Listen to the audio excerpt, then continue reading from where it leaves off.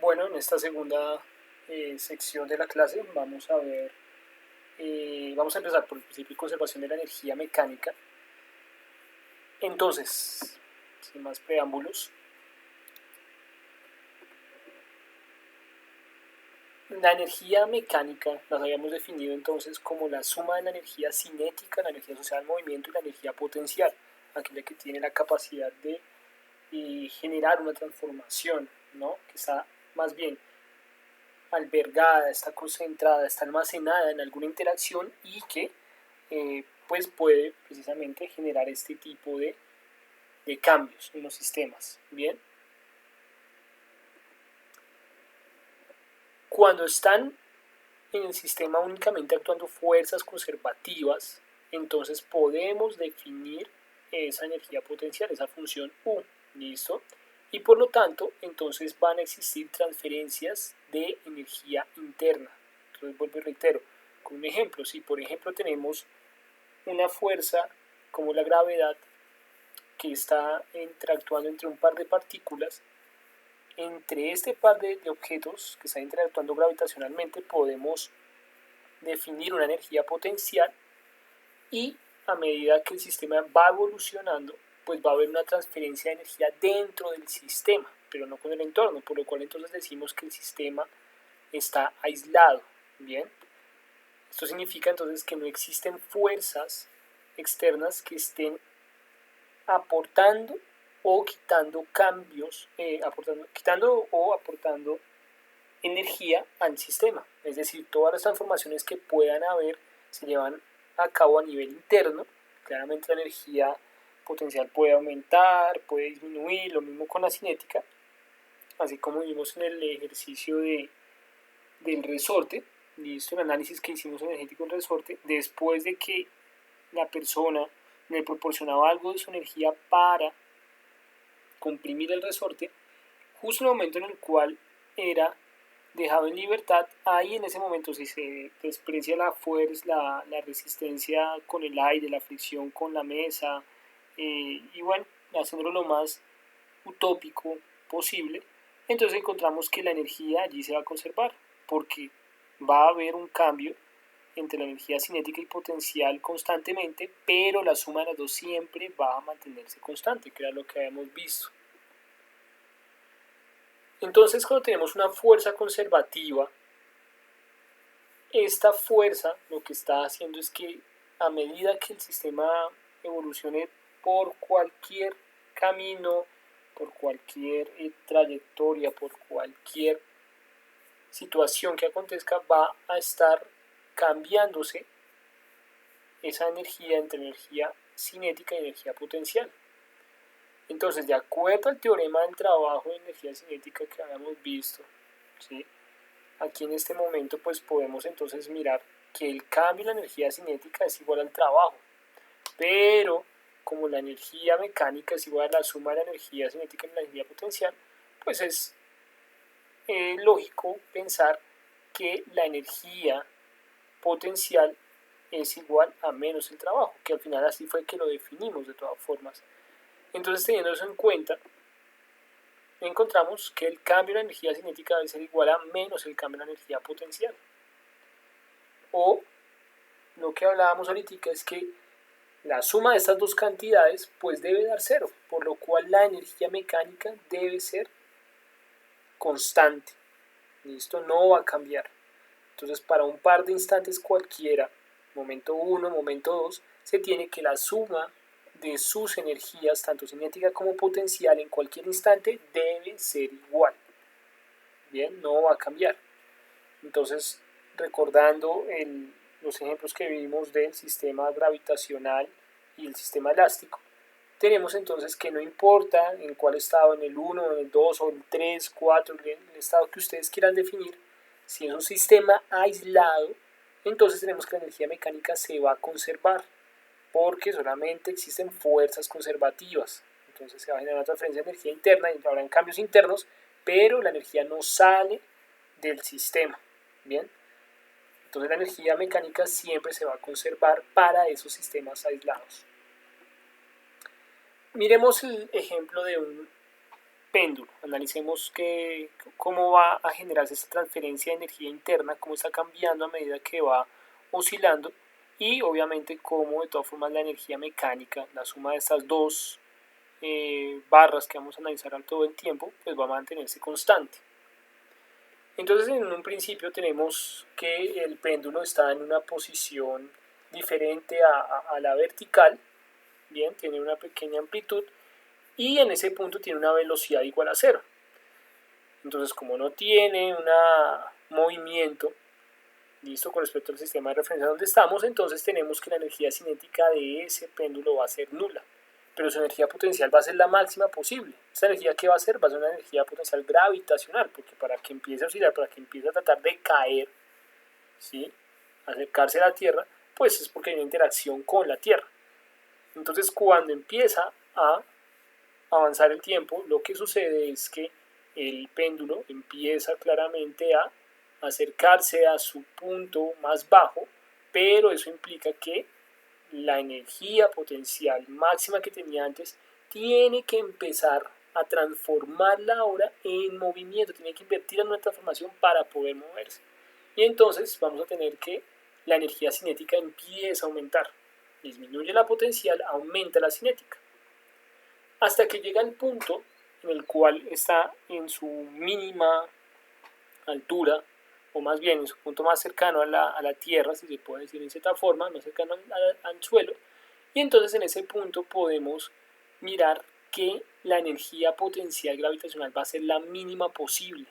Recuerden que cuando hablamos de energía potencial nos importa hablar siempre del cambio en la energía potencial, pero si tenemos o si tomamos como punto de referencia que el punto más bajo para ese péndulo es U igual 0, entonces por eso en ese gráfico vemos que la energía potencial es nula, pero toda esa energía que tenía en el primer momento albergada en la interacción con la Tierra como energía potencial gravitacional, ahora en este tercer momento se expresa como una energía cinética máxima, lo que va a derivarse o lo que se concluye que ahí en ese punto es donde tiene la máxima velocidad, donde el módulo más bien de la velocidad es el máximo posible, es decir, está viajando lo más rápido posible. Y para el cuarto momento lo que vamos a tener es que ya por la tendencia de movimiento, ¿no?, ley de la inercia, el péndulo sigue moviéndose, en este caso hacia su derecha, para empezar a cambiar, cambiar su posición de altura. Entonces esto lo que va a generar es que la energía cinética que tenía antes ahora vuelve y juega, ahora en sentido contrario, empieza a albergarse nuevamente en la interacción con la Tierra, de tal forma que la energía potencial con la Tierra la interacción gravitacional con la Tierra genera que esta energía potencial empiece a aumentar nuevamente y por ende la energía cinética disminuye. Hasta que llegamos al punto diametralmente opuesto, donde la esfera o el péndulo llega a una cierta altura, donde encuentra el reposo, donde otra vez la velocidad vuelve a ser igual a 0, es decir, ya no puede seguir aumentando, ese va a ser su punto de máxima altura, pero en ese momento, debido a que el sistema es aislado, es un sistema utópico, la cuerda no tiene masa, no es extensible, no hay rozamiento con el aire, bla, bla, bla, bla, bla, entonces tenemos que la energía potencial otra vez vuelve a ser la máxima posible. Y comparando este quinto fotograma o quinto paso con el primero, nos damos cuenta, no podemos intuir, podemos concluir que las alturas de esas barras de energía potencial son iguales, porque la energía no se ha perdido. Y por otro lado, que tenemos que en el punto de máxima altura posible, la velocidad del péndulo va a ser igual a 0.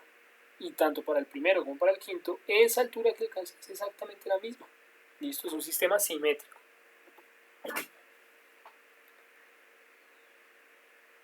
Ya después, entonces, simplemente tenemos el caso contrario para terminar una oscilación, bien, donde vuelve de nuevo a expresarse su energía cinética máxima en el punto de mínima altura, donde hemos tomado por convención la energía potencial igual a 0, listo, en ese punto, pero la única diferencia que tiene con el con el estado diametralmente opuesto es que ahora la velocidad está en el otro sentido, ¿bien? Entonces esto sirve también para darse cuenta que la energía cinética, un medio de la masa por la rapidez al cuadrado, depende de la rapidez, no de la velocidad. Entonces des en cuenta que en los dos puntos extremos que tenemos ahí, la energía cinética es exactamente la misma, porque la rapidez es la misma, es decir, lo que mide el vector tanto en el tercero como en el séptimo es exactamente lo mismo, solamente que uno va hacia un lado y otro va hacia el otro. Bien, entonces las velocidades son diferentes, las rapidez son las mismas, entonces tenemos la misma energía cinética. Y terminamos el ciclo, nuevamente simplemente llegando a través del octavo diagrama para que el primero se lo va a convertir en el noveno y esto quedaría en un ciclo infinito, porque estamos hablando de un sistema ideal, un sistema donde la energía solamente se debe o solamente la podemos calcular debido a sus cambios de energía interna, energía potencial y energía cinética. Entonces tenemos que la energía mecánica se conserva. Bien. Veamos un pequeño ejercicio. Leo. La figura muestra 4 situaciones, una en la que un bloque estacionario se deja caer y 3 en las que se permite que el bloque se deslite por rampas sin fricción. Clasifique las situaciones de mayor a menor de acuerdo a la energía cinética del bloque en el punto B. Clasifíquelas decrecientemente de acuerdo a la rapidez del bloque en el punto B. Entonces, teniendo en cuenta lo que hablábamos de un sistema aislado, es decir, un sistema donde la transformación solamente va a ser interna, no hay fuerzas que dependan de la trayectoria, es decir, que un sistema como el que estamos analizando son sistemas aislados, son sistemas donde las fuerzas son conservativas, entonces no va a quitarse ni a agregarse energía al sistema. Por lo cual aquí nos dicen que las rampas no tienen fricción. Al no tener fricción, entonces lo que va a suceder es que esos sistemas claramente son ideales y simplemente nos interesa saber el punto de altura máximo y mínimo. No nos importa la trayectoria que escoja el bloque para llegar del punto A al punto B. La energía que va a expresar, más bien el trabajo que va a realizar, es exactamente el mismo. Bien, no va a haber cambio. Ojo, una cosa es que la energía sea la misma, la energía que se está consumiendo, es decir, el trabajo, listo, que está ejerciendo la fuerza gravitacional para mover ese bloque desde el punto A hasta el punto B, desde la altura A hasta la altura B, sea el mismo en los 4 casos. Y otra muy diferente es que los 4 lleguen al mismo tiempo. Eso sí es diferente, ¿no? Porque claramente, pues, podemos verlo especialmente en el cuarto caso. Imagínense que eso fuera aún mucho más suave esa pendiente, es decir, que se acerque a la horizontal, pues claramente ese bloque va a moverse muy lento y se va a demorar muchísimo de llegar de la altura A a la altura B, pero la energía que está expresando, la energía que está transformando el trabajo es exactamente el mismo. Entonces, para esos casos tendríamos que, debido a que no hay fricción, el trabajo producido por la fuerza gravitacional es el mismo, pero la potencia, que recuerden que la potencia está definida como el cambio de trabajo sobre el cambio en el tiempo, o sea, sobre el tiempo transcurrido. Entonces, en este caso tenemos que las potencias sí son diferentes. Claramente, entre más empinada o más tienda la trayectoria, la pista, la rampa, a ser perpendicular, ¿listo? Así como en el caso 1, pues tenemos que la potencia va a ser mayor. Bien, entonces teniendo eso en cuenta, entonces, ¿qué podemos por lo menos concluir para la primera respuesta? Pues debido a que el trabajo producido por la fuerza es exactamente el mismo en los 4 casos, Entonces lo que tenemos es que simplemente en cambio el trabajo invertido es igual a el cambio de la energía cinética. Es decir, que la energía cinética para los 4 casos va a ser igual. Cuando la masa pase por la altura B, la energía cinética que tiene es exactamente la misma.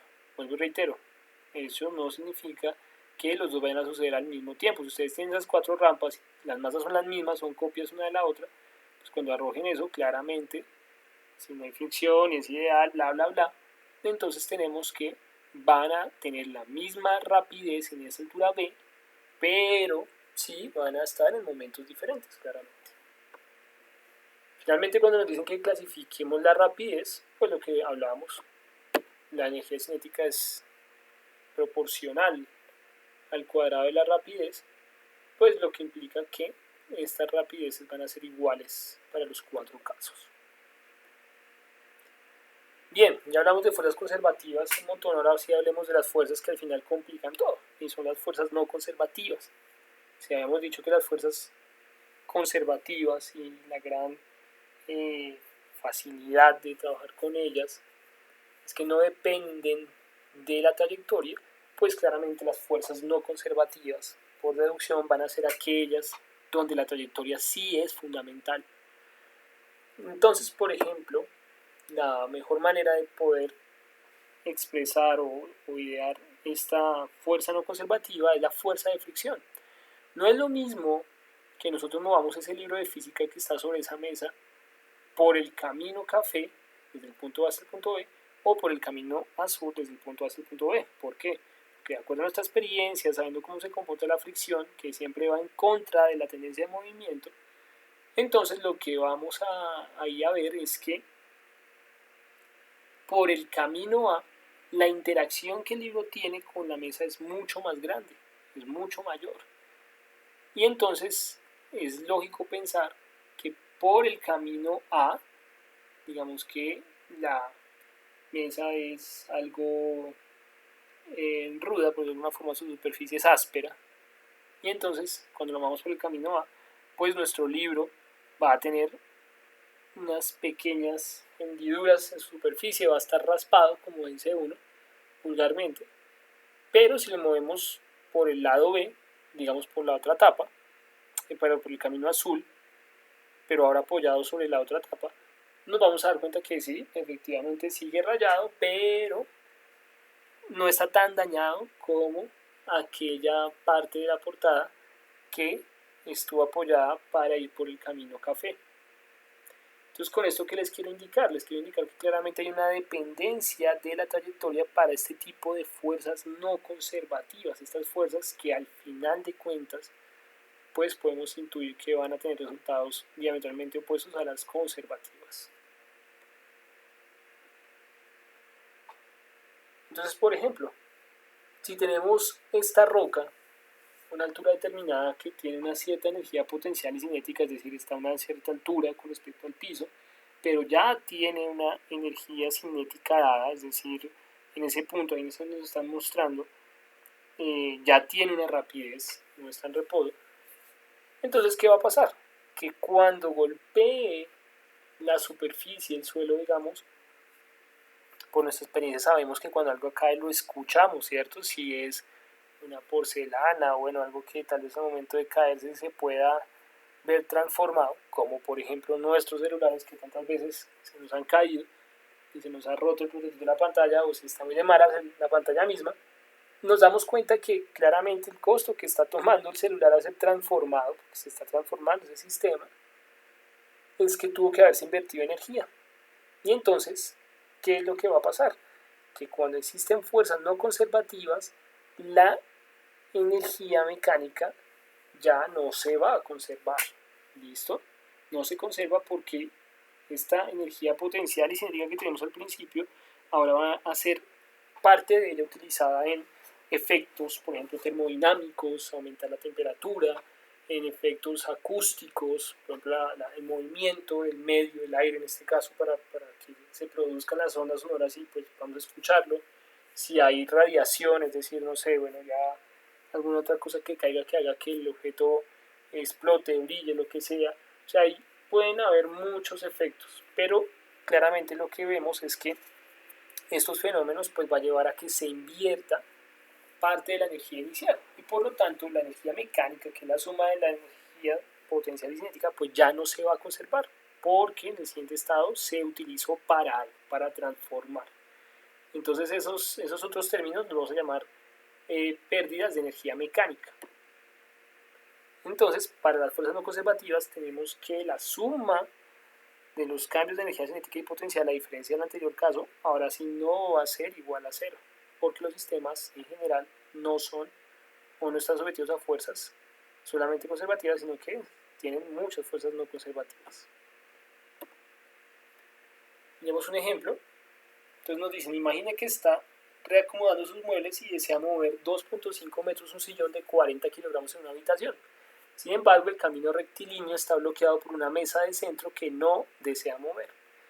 Por lo tanto, mueve el sillón siguiendo una doble trayectoria. Ahí como nos muestran, pues los lados tiene 2 metros, desde el punto 1 hasta la parte inferior, bueno, el gráfico claramente, y después nos dicen que se mueve 1.5, o que la distancia es de 1.5 metros hasta llegar al punto 2. Entonces nos dicen, en comparación con la trayectoria recta que hubiera podido coger si no estuviera esa mesa, ¿cuánto trabajo más se debe realizar para que usted empuje el sillón por la trayectoria acordada? Nos dicen que el coeficiente de fricción cinética entre, en este caso, el mueble y el piso, pues va a ser de 0.2. ¿Qué hacemos? Entonces, repasemos algunas propiedades del trabajo que realiza una fuerza no conservativa. Al contrario que las conservativas, estas sí dependen de la trayectoria, causan un cambio de energía mecánica, que lo podemos traducir en pérdidas debido a la transformación. ¿Listo? Son procesos que son irreversibles, son procesos, y aquí pues hay un pequeño break para hablar de la parte termodinámica, y es que si recuerdan, bueno, los que han visto la última parte de la anterior clase, que hablábamos de la entropía, pues nos decían que siempre iba a haber un costo que pagar simplemente en las transformaciones, y pues esto no se traduce al final de cuentas en que ese valor que se llama entropía pues va a crecer constantemente en el universo. ¿Por qué nombro esto? Porque bueno, no vamos a dañar todo el universo, pero lo que podemos ver es que para estos procesos vamos a tener que no se va a poder recuperar esa energía que se gastó, y por lo tanto, como ya no puedo volver porque ya no tengo toda la plata que tenía antes, entonces el proceso se vuelve irreversible. ¿Bien? Hay la naturaleza, recuerden, siempre nos cobra una tasa, nos cobra un impuesto. También recuerden que la forma de la energía potencial, que U es igual a mg por h, que U es igual a un medio de k por x al cuadrado, eso lo pudimos realizar para fuerzas conservativas, porque si hay una fuerza conservativa puedo proponer o puedo asociar una función de energía potencial, pero para este caso no se puede hacer. ¿Listo? Entonces eso va a hacer que se determinen las fuerzas que vamos a llamar disipativas, fuerzas que, como su nombre lo indica, pues disipan energía. Ejemplos de este tipo de fuerza: la fricción, el arrastre, es decir, la interacción con el medio, agua, aire, lo que sea, la tensión mecánica, el desgaste que sufren los materiales al ser constantemente puestos a prueba. ¿Listo? Lo que le pasa a las losas del Transmilenio al final de cuentas, que todavía las cambian todo el tiempo debido al tránsito constante que tienen. ¿Cómo resolver el problema? Entonces, lo que tenemos que hacer es calcular el trabajo realizado en esta trayectoria, teniendo en cuenta que la fuerza de fricción siempre va en el sentido contrario. Es decir, que si primero lo movió así, la fuerza va en el sentido contrario. Entonces hacemos F, la fuerza de fricción, listo, que va a ser la normal, y en la normal en este caso va a ser igual al peso de la silla, entonces va a ser 40 kilogramos por 9.81, eso va a ser el peso, pero claramente en el sentido perpendicular al piso, pues como tenemos solamente dos fuerzas, la normal y el peso, entonces la normal pues va a tener el mismo valor numérico que el peso. ¿Listo? Entonces ya tengo la normal. La fuerza de fricción es el coeficiente, que en este caso es de 0.2, por esa normal. Es decir, va a quedar μ por m por g. ¿Listo? Entonces ya teniendo esa fuerza, entonces ahora lo que hacemos es simplemente multiplicarla por el desplazamiento. ¿Listo? Por la trayectoria, por la distancia que tuvo. Entonces en este caso está orientada de esta forma, que es 2 metros, pero la fuerza de fricción está en el sentido contrario, por lo cual el producto de las dos va a dar un valor negativo. ¿Listo? Y entonces lo que vamos a tener acá, ese negativo, lo que quiere decir es que se está, al final de cuentas, extrayendo energía del sistema. ¿Listo? Entonces lo que hacemos ahí es simplemente multiplicar eso por 2 y hacemos el mismo ejercicio acá, pero por 1.5. La suma de esas dos cantidades nos va a dar el trabajo que realizó usted para mover ese sillón. Sin embargo, si no existiera esta mesa, pues lo único que tiene que hacer es mg por 0.2 por esta distancia. Si hacen bien los cálculos y resta la suma de estos dos trabajos, que fue la que realizó, menos el trabajo que podría haber llegado a realizar si no estuviera esa mesa, les tiene que dar un valor de 78 julios. ¿Listo? Todo esto lo nombro, pues los dejo para que puedan también echar algo de lápiz. Finalmente hablemos algo de diagramas de energía potencial. Son muy útiles para poder analizar diferentes sistemas y esto es algo ya mucho más general, transversal. Probablemente varios de ustedes, si no la gran mayoría, se van a encontrar ante este tipo de diagramas en su formación posterior para otras clases más avanzadas o ahí sí, espero que así sea también en su ejercicio profesional. Bien, para eso entonces miremos de nuevo el sistema masa-resorte. Tenemos en un primer momento este sistema, esta masa que está en la longitud natural, está ubicada en la longitud natural del resorte, es decir, que donde no está ni comprimido ni elongado. Y entonces lo que se espera es que si pues ustedes comprimen el resorte, pues posteriormente esa energía que almacena usted en el resorte tiene que verse expresada como un movimiento de la masa. Esto que ven acá es un diagrama de energía potencial. Des en cuenta que el eje perpendicular está dado por la energía potencial. En este caso esa S es de spring del resorte. Y el eje horizontal está dado por la posición. Des en cuenta que esa posición se está midiendo de acuerdo a la longitud natural del resorte. Es decir, que en 0 tenemos que es el primer momento donde está ubicada la masa antes de que fuera comprimido el resorte. Mientras que el X máximo va a ser el valor al cual va a llegar la masa, o más bien, sí, que va a llegar la masa debido a que el resorte se está empezando a mover o está expandiendo, se está continuamente en esa compresión, elongación para poder expresar esa energía que le fue almacenada. Entonces, miremos lo siguiente. Si nosotros habíamos dicho que el trabajo era menos delta de U, entonces pues tenemos que el cambio de la energía potencial pues va a ser igual a menos esta integral. ¿Listo? Por otro lado, habíamos visto que la fórmula que se relacionaba una fuerza, por lo menos en una dimensión, ¿listo? Con su función de energía potencial, estamos hablando de fuerzas conservativas, otra vez, obviamente, era simplemente sacando su derivada y multiplicándola por menos. Bien.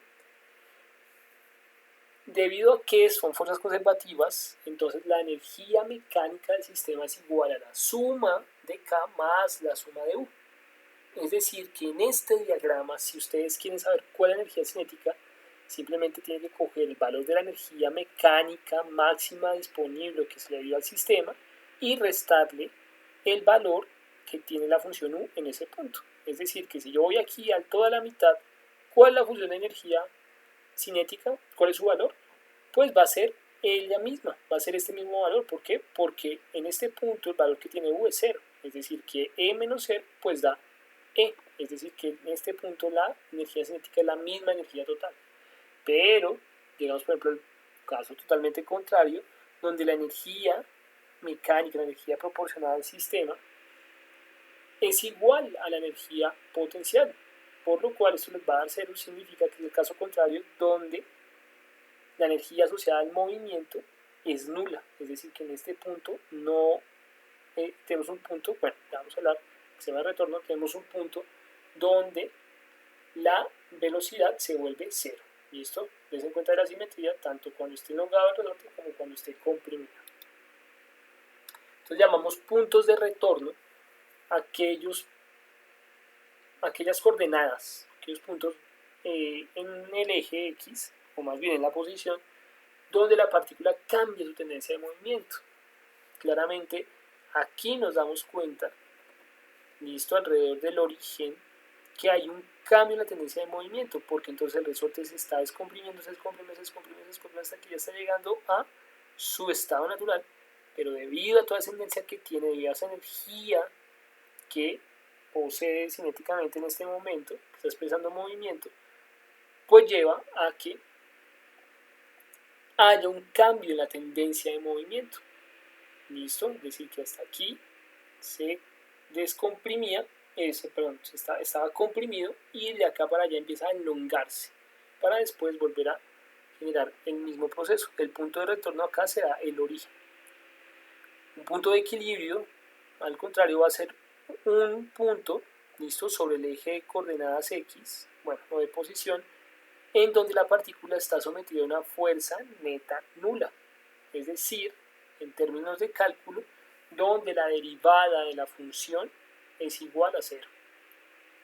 Entonces, al final de cuentas, aquí esto radica es en mirar gráficamente dónde está la pendiente de la recta tangente que es igual a 0. Y en este caso, pues vamos a tener que es este punto, porque esta va a ser la propia recta tangente y la pendiente acá es 0. ¿Listo? Entonces va a ser en el origen también. Es decir, que en este caso, el punto de retorno y el punto de equilibrio es exactamente el mismo.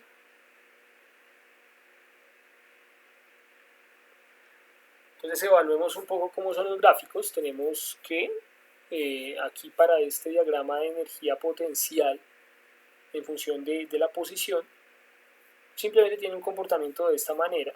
Les en cuenta que las unidades acá son joules, bueno, aquí no nos están dando. Si queremos un gráfico de la fuerza a medida que se va desplazando este objeto o en la posición en la que esté, pues simplemente es derivar esta función y multiplicarla por menos. Es decir, en esta primera sección por lo menos la derivada es igual a 0. Por eso acá es igual a 0, ¿cierto? Porque es un valor constante. Pero aquí por lo menos en esta parte, listo, nos estamos dando cuenta que por lo menos existe, más o menos aquí está la mitad entre x1 y x2, un comportamiento tal que la pendiente es cada vez más empinada, ¿sí? Negativamente. Mientras que la mitad de x1 a x2 está volviendo de nuevo a tratar de paralelizarse al eje x hasta que llega al punto x2 donde ahí la pendiente de la recta es igual a 0. Entonces teniendo eso en cuenta, des en cuenta que tenemos los valores que allí nos están solucionando o que nos están ilustrando lo que estamos hablando. La fuerza 0 en este punto porque la pendiente es 0. Aquí en x2 tiene que ser 0 porque la pendiente es 0, ahí está. Y la mitad entre x1 y x2 pues es el valor máximo al que aspiró porque primero tuvo comportamiento creciente pero después decreciente.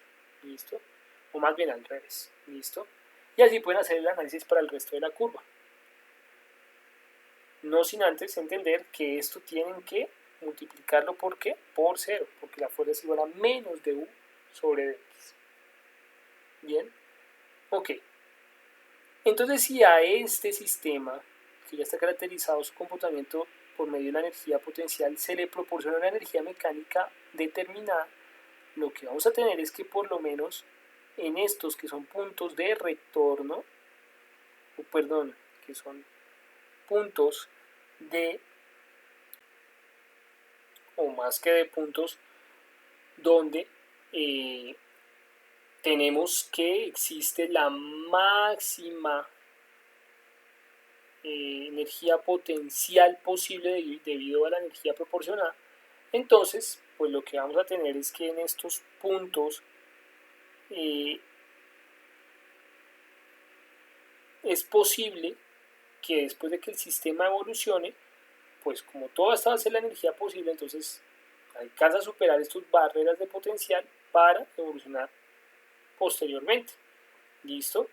Pero lo que vamos a tener es que, bueno, antes identifiquemos los puntos, es que en este punto va a ser un punto de retorno, ¿listo?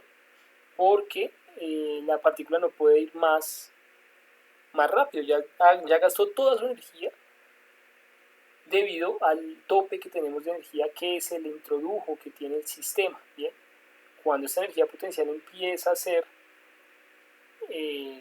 expresada, pues tenemos que va a llegar a un punto, a una cierta elongación o posición, lo que sea, donde este sistema puede seguir constantemente y no va a devolverse, porque la energía mecánica máxima que se introdujo, la energía que se introdujo en el sistema es bastante grande.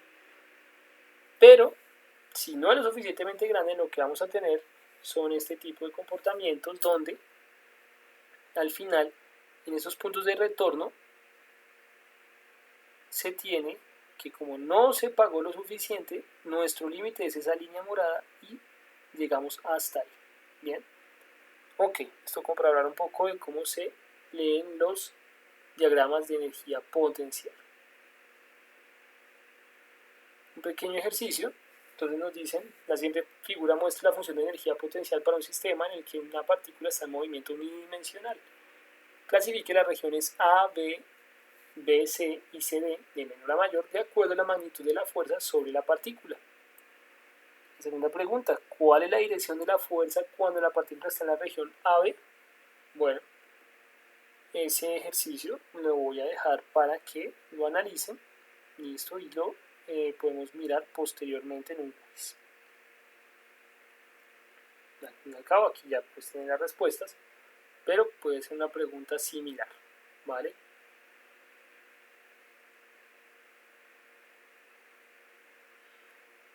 Para terminar esta sección, los que ya quieran llegar hasta acá pueden ir al siguiente video.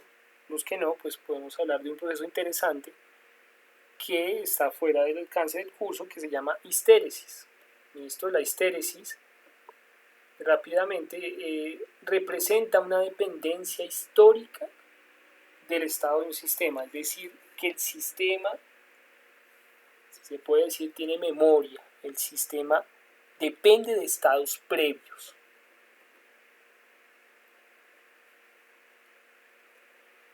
Tiene su origen debido a experimentaciones o comportamientos que se han caracterizado con imanes, por ejemplo. Entonces, para ponerlo un poco de acuerdo a nuestra experiencia, si ustedes han jugado con imanes, habrán notado por lo menos que para un tornillo o en el metal que estén pegando al imán, algunos materiales resultan en que cuando usted lo deja mucho tiempo, el metal, o no mucho tiempo, simplemente lo deja pegado un tiempo, un rato, al imán y después lo separa, resulta que ese otro elemento, el tornillo, el pedazo de metal, el tubito, lo que sea, queda como con un remanente de magnetismo, es decir, también logra traer otros elementos, tal vez no con la misma intensidad claramente, pero sí está exponiendo un comportamiento que antes no lo exponía cuando estaba el imán.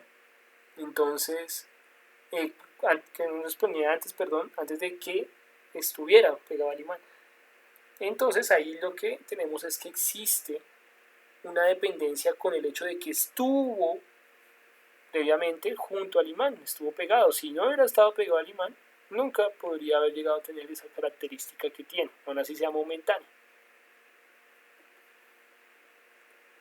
Este proceso es muy general, de por sí que se volvió transversal y entonces ya lo encuentran además de la física, lo encuentran en muchas áreas, química, ingeniería, biología, economía, sociología, incluso en procesos de percepción, ¿Listo? Hay muchos ejemplos. El problema es que siendo bastante formales, estos son sistemas que no son lineales, no son tan fáciles de modelar y su solución también puede ser un poco complicada. Entonces se puede escribir generalmente de una forma muy cualitativa, pero el manejo formal puede ser un poquito robusto. En esta situación lo que tenemos, y por eso me interesa hablar de esto, es que cuando existe histéresis en un sistema, lo que pasa es que el trabajo que está realizando en el sistema se relaciona con el área que está determinada por el gráfico de histéresis. Ya vamos a ver uno de ellos. Y lo más importante es que en estos procesos se disipa energía, ese trabajo está disipando energía, son sistemas que no son aislados, son sistemas donde se exhibe una transformación de energía de tal manera que habrá parte de ella que no se puede aprovechar. Por ejemplo, veamos esto, una histéresis elástica. Entonces, ¿qué es esto? Simplemente pensemos en un material, tal vez, ya sé, todos, bueno, no sé si todos, pero recuerdo que en mi infancia, alguna vez cuando trabajamos en manualidades, nos ponían a hacer eh, algunos ejercicios, algunos elementos con alambre dulce. Un alambre que es bastante fácil de doblar y que pues es maleable y con el cual uno trabajaba cuando chiquito. Al final de cuentas puede ser también un caucho o alguna cosa. Lo que nosotros vemos es que cuando tomábamos ese alambre y lo empezábamos a doblar en un punto, ¿cierto?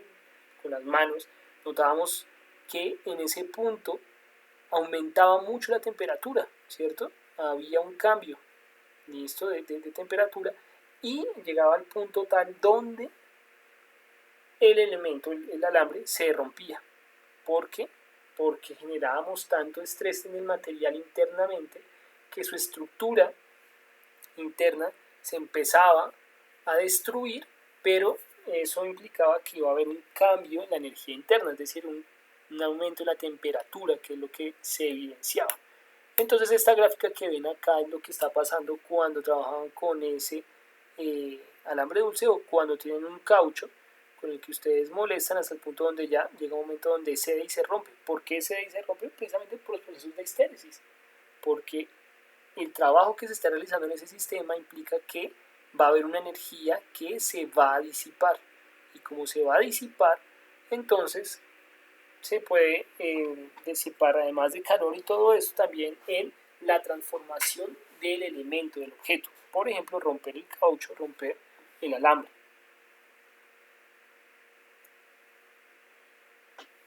Esto también, por ejemplo, puede verse en áreas como las pruebas, inclusive médicas o acústicas que les hacen, tal vez varios habrán experimentado lo que es tener una eh, prueba sonora en la cual les ponen diferentes eh, frecuencias, que se escuchan como pitidos, bien, y a los cuales pues le miden a uno la percepción, donde uno está siempre como mirando o está atento a ver si escucha ese pitido o no, así sea muy suavecito. Entonces, ¿qué es lo que pasa? Que se ha encontrado que esa percepción realmente eh, depende de los procesos, no, más bien de las análisis que se hayan hecho en los pasos previos. Es decir, que si usted está teniendo una prueba y le hace la primera pregunta, levante la mano cuando escuche el pitido.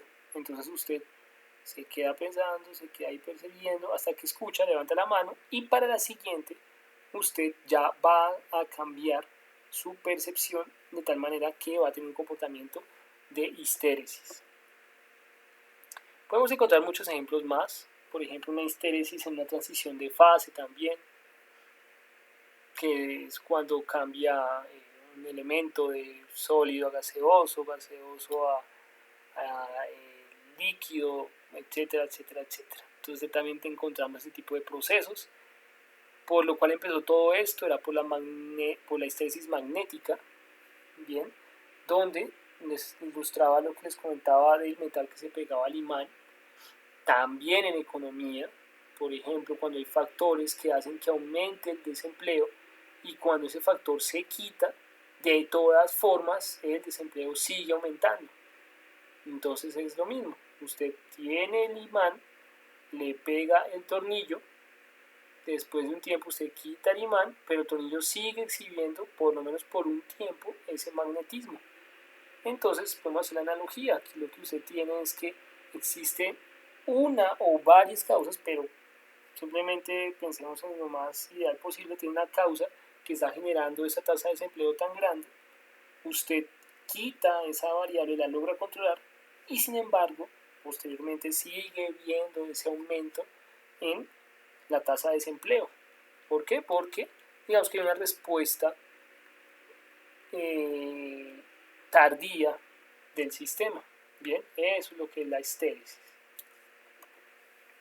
Incluso en sociología, en la obra de Pierre Bourdieu, que está ahí citada, de Logic of Practice, hay algo muy interesante y es que se pueden hasta definir procesos de histéresis con respecto a la relación que hay entre las creencias muy arraigadas que tenemos demasiado internas, que entonces cuesta mucho poder cuestionarlas, con la autoridad moral. Entonces, por ejemplo, se me ocurre en este momento la iglesia jugando un papel de autoridad en ese sentido y las creencias más arraigadas. Entonces, cuando tenemos una autoridad moral muy grande, ¿sí? Entonces, ¿qué es lo que pasa? Que esas creencias se ven muy arraigadas y tienden a estar bastante sólidas. Pero cuando la iglesia empieza a perder autoridad por algunos escándalos, casos, procesos, generaciones, lo que sea, pues esas creencias arraigadas empiezan a perder, digámoslo entre comillas, arraigamiento, empieza a perder como esa relevancia para después, cuando vuelva de nuevo a presionarse esa autoridad moral, pues entonces la respuesta del sistema va a ser tardía y va a ser que claramente pues la moral tenga que ser mucho mayor después, la autoridad moral debe ser mucho mayor después si se quiere volver a llegar al mismo punto donde se llegó como máximo. Es algo interesante, quería dejarles esto como para que lo evaluaran. Hasta aquí en la segunda sección de la clase, nos queda la tercera donde vamos a hablar de equilibrio y ya del principio general de conservación de la energía.